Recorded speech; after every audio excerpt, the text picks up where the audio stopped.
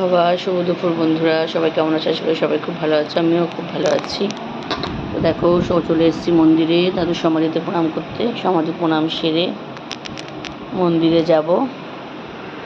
আজকে একদিনই ফাঁকা ফাঁকা, একটু গরম পড়েছে বলে লোকের চাপটাও কম, কয়েকজন খাচ্ছিল মন্দিরে। আমি আস্তে আস্তে সেটা হয়ে গেল কমপ্লিট।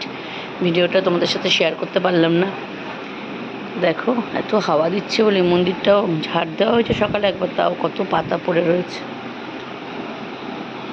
চলো মন্দিরে যাই, মায়ের কাছে যাই, তোমাদেরকে দেখাই। মন্দিরে দাদুর অনেক পুরনো এক শিষ্য এসছে, তাদেরকে দেখাই। চলো। আর এই যে সমাধিতে দাদুকে, আমাদের যার যার মনস্কামনা তোমরা সবাই বলো, বাবা দাদু যেন সবাইকে ভালো রাখে, সকলের মঙ্গল করে। জয় বাবা। যে মন্দিরে এখন কিছু কিছু লোক এসছে, এরা সবাই প্রসাদ নিলেন। চলো মন্দিরের ভিতরে যাই, দেখি দাদু অনেক পুরনো শিষ্য এসছে, তাদের সাথে পরিচয় করে।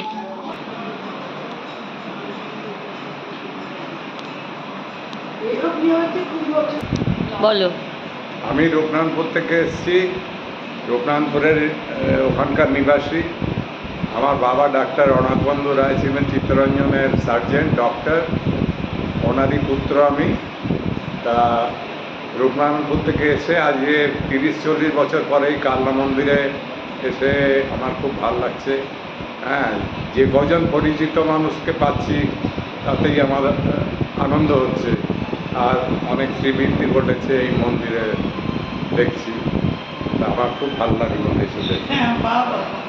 দাদুর সম্পর্কে কিছু জানা আছে, মানে দাদুর লীলা কিছু? বাবা পাগলার লীলা তো অনেক কিছুই আছে। মানে যেহেতু তুমি পুরনো, অনেক পুরনো মানুষ, সেই জন্যই জিজ্ঞেস করছি, তোমাদের নিশ্চয়ই অনেক কিছু জানা থাকবে। আমি তখন পরিমল মেসমশাইয়ের বাড়িতে সুকচরে রয়েছি।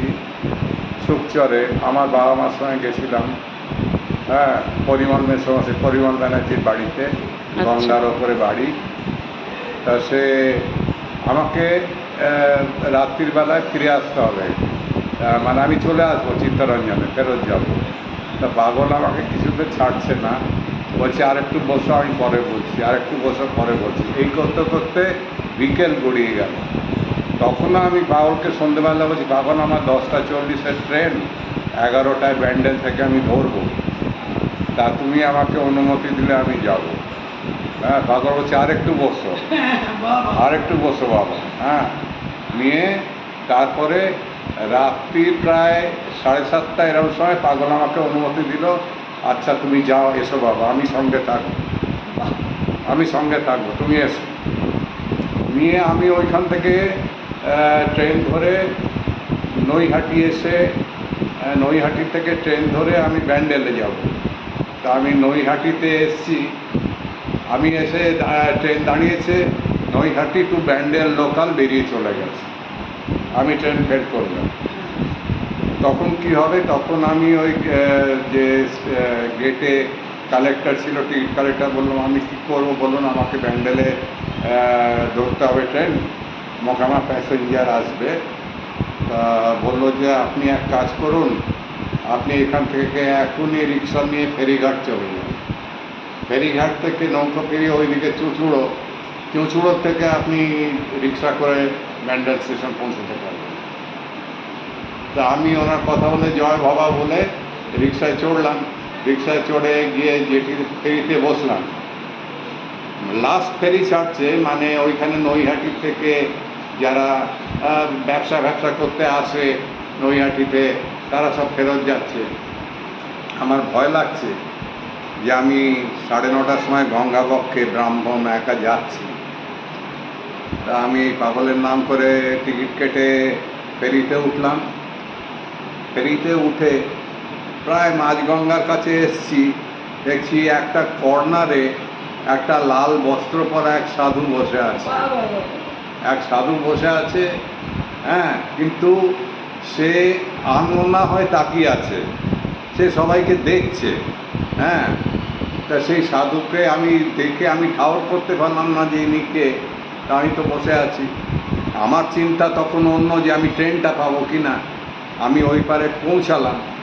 পৌঁছে তারপর আমি হন্যে হয়ে রিক্সা খুঁজছি, রিক্সা পাচ্ছি না।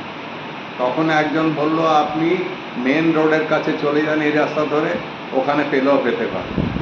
তখন সেই মেন রোডের কাছে গিয়ে একটা রিক্সা না দুটো রিক্সা ছিল, একজন তো বললো যাব না, আর একজন সে যেতে চাইছে না, সেও তাকে আমি বললাম তোমাকে আমি এক্সট্রা পয়সা দেবো, তুমি আমাকে পৌঁছাও। বলে সেই রিক্সা উঠে দাঁড়ালো, বলে চলো তুমি বলছি যখন আমি তোমার পৌঁছে দেবো। হ্যাঁ, নিয়ে সেই গঙ্গার পাশ দিয়ে রাস্তা দিয়ে ভোঁ করে রিক্সা চালাতে আরম্ভ করলো। তখন রাত্রি প্রায় 11টা বাজে। আমি ব্যান্ডেল স্টেশনে রিক্সা ঢুকছে, মোকামা প্যাসেঞ্জার ঢুকছে ব্যান্ডেল স্টেশনে। আমি টিকিট কাটতে পারিনি সেই দিনকে, কাউন্টারে গিয়ে টিকিটও কাটতে পারিনি। আমি মোকামা প্যাসেঞ্জারে গিয়ে পাগলের নাম করে চলে যাই। চেপে পড়ে তারপর আমি ভাবছি এ কী করে সম্ভব হয়। তা সেই পাগল এখনো আমাদের সঙ্গে থাকে, এখনো আছে। জয় বাবা, খুব ভালো লাগলো। জয় বাবা।